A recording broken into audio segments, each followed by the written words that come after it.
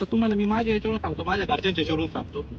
तर ज्यावेळेस पेरू बाग बसवला निमॅटोडचा प्रॉब्लेम आला. निमॅटोडचा प्रॉब्लेम भरपूर आल्यानंतर घरचे म्हणे का कुठं ते नादी लागतो म्हणजे जैविकच्या, कधी त्याचे रिझल्ट येत, एवढा टाइम आहे का, तो बाग बसला तर काय करणार, आपण काहीतरी चांगल्या कंपनीचे औषध करून वापरू.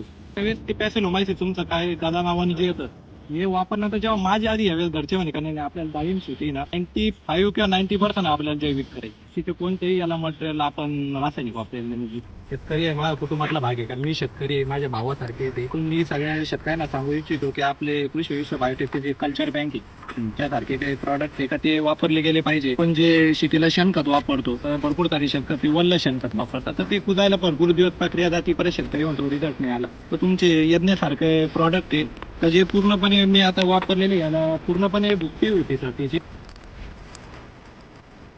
हे यज्ञासारखे प्रॉडक्ट मी वापरलेले पूर्ण अशी भुकटी होती, पावडर सारखी टाकायला सोपी जाते. तुमचे सगळे प्रॉडक्ट शेतकऱ्यांनी वापरले पाहिजे.